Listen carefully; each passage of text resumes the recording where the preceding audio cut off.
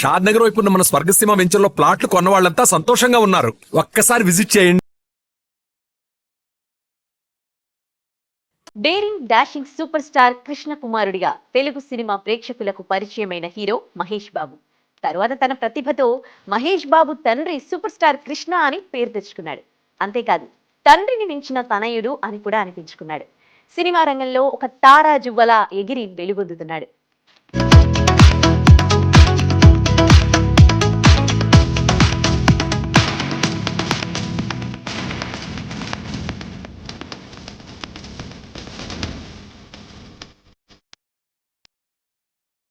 Cinema ప్రేక్షకులతో prince అని పిలిపించుకుంటోన్న మహేష్ బాబు తెలుగు చలనచిత్ర రంగంలో ప్రస్తుతం అగ్రకథానాయకుడిగా వెలుగొందుతున్నాడు.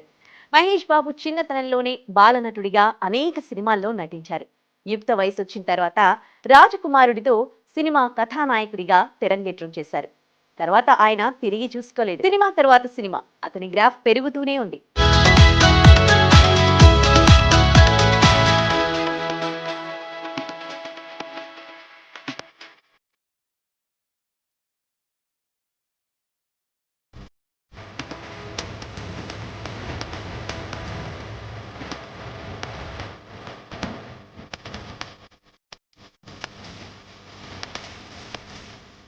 మహేష్ బాబు నటించిన ప్రతి సినిమాను ప్రేక్షకులు అక్కున చేర్చుకుని ఆదరించారు. తొలి సినిమా నుండి ఇప్పటి వరకు అతని సినిమాల పరంపర కొనసాగుతూనే ఉంది. మహేష్ బాబు నిజంగా టీనేజ్ అమ్మాయిల కలల రాకుమారుడు.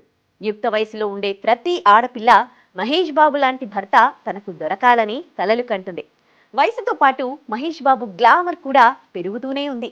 ఇవి కాకుండా Mahesh Babu Indian institute of human brand వారు నిర్వహించిన ఒక పరిశోధనాత్మక అధ్యయనంలో మహేష్ బాబును అత్యంత గౌరవనీయుడు అని తేల్చారు. ఈ అధ్యయనం ఆషామాషి కాదు. ఒక వ్యక్తి ఇమేజ్, వ్యక్తిత్వం, ఇతర మానవ కోణాల నుండి క్షుణ్ణంగా పరిశీలించి దీన్ని నిర్ణయిస్తారు. 2020లో దక్షిణ భారత నటుడిగా అత్యధికంగా ట్వీట్ చేయబడిన వ్యక్తి అనే పేరు పొందారు. అదే జాబితాలో అత్యధికంగా ట్వీట్ చేయబడిన 3వ వ్యక్తిగా నిలిచాడు. 2021వ సంవత్సరానికి గాను ఫోర్బ్స్ ఇండియా వారు దక్షిణ భారత సినిమాల్లో ఇన్స్టాగ్రామ్లో అత్యంత ప్రతిభావంతమైన స్టార్లలో 11వ స్థానంలో నిలిచాడు. అదే కాకుండా అనేక బ్రాండ్స్ కు అతను ప్రముఖ ఎండార్సర్ అయ్యారు. సాధారణంగా సినిమా కథానాయకుడు కేవలం వెండి తెర మీదనే హీరోయిజం ప్రదర్శిస్తూ ఉంటారు. కానీ నిజ జీవితంలో కూడా హీరోయిజం ప్రదర్శించే నిజమైన హీరోగా మహేష్ బాబు కొనియాడబడుతున్నాడు. ఆయన తన పేరు మీదనే మహేష్ బాబు ఫౌండేషన్ ను స్థాపించారు. ఇది సమాజంలో దారిద్ర్య రేఖకు దిగువన ఉన్న పేద పిల్లలను ఆదుకోవడానికి, ముఖ్యంగా వారికి విద్య, వైద్యాన్ని అందించడానికి సిద్ధంగా ఉంటుంది. ఈ ఫౌండేషన్ ద్వారా ముఖ్యంగా పుట్టుకతోనే గుండెకు సంబంధించిన జబ్బులతో బాధపడే వారిని గుర్తించి వారికి తగిన సేవలను అందించడంపై ఎక్కువ దృష్టి పెడుతుంది.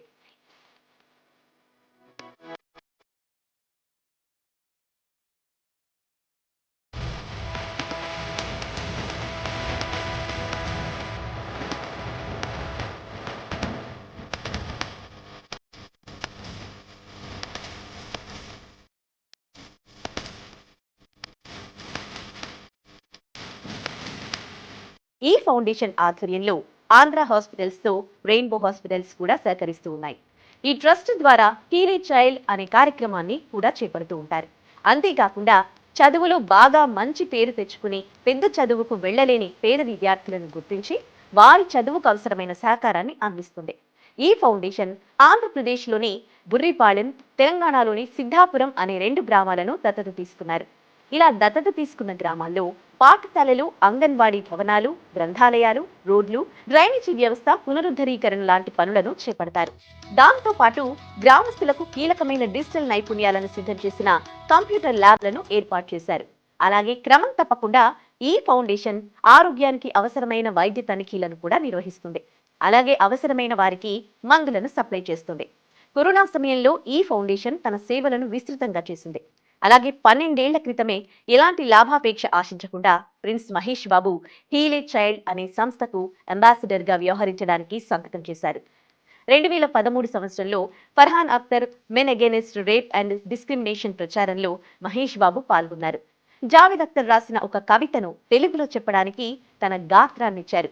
హుదూద్ తుఫాన్కు నాశనమైన ప్రాంతాలను పునరుద్ధరించడానికి ఆంధ్రప్రదేశ్ ప్రభుత్వానికి 25 లక్షల విరాళం ఇచ్చి తన దాతృత్వాన్ని చాటుకున్నారు.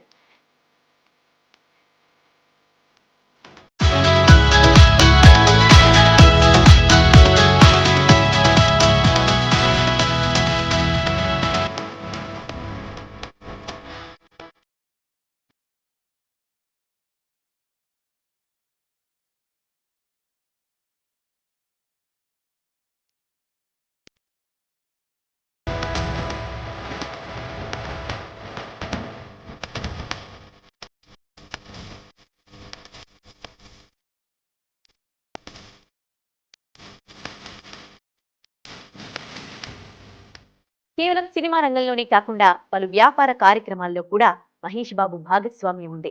ఆ వ్యాపారాలన్నీ ఆయన ధర్మపత్ని నమ్రతా శిరోద్కర్ చూసుకుంటూ ఉంటారు. బాబు ప్రతి ఏటా తనకొచ్చే వార్షిక ఆదాయంలో కొంత భాగాన్ని సమాజ సేవకు ఖర్చు పెడతారు. ఆయన దాతృత్వ కార్యకలాపాలు చాలా వరకు ప్రచారం చేయబడవు, ఎందుకంటే ఆయన వాటిని అలా ఉండాలని ఇష్టపడతారు. మరి ఆయన నిజమైన హీరోనే కదా. ఆగస్టు 9న ఆయన పుట్టినరోజు సందర్భంగా ఐ డ్రీమ్ మీడియా ఈ నిజ జీవిత కథానాయకుడికి పుట్టినరోజు శుభాకాంక్షలు తెలుపుతోంది. హ్యాపీ బర్త్డే మహేష్ బాబు గారు.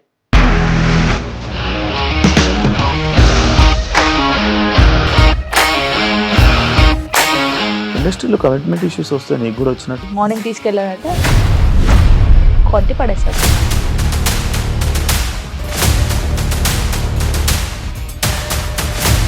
ఒక్కళ్ళు కూడా చూడలేదు ఈ సినిమా అని చెప్పడానికి కూడా చాలా ధైర్యం కావాలి. అది నిజం కదా, దాంట్లో ధైర్యం ఏంటి? ఇది నెక్స్ట్ డే ప్లేట్ మార్చేస్తే తప్పు కదా. As of now we're comfortable this అని నేను అనుకుంటున్నాను. రష్మిక గారిది మీది ఒకే ఊరంట కదా. నీకు కోపం వచ్చిందంటే బాగా తిట్టేత్తరా? తిట్టేద్దామండి.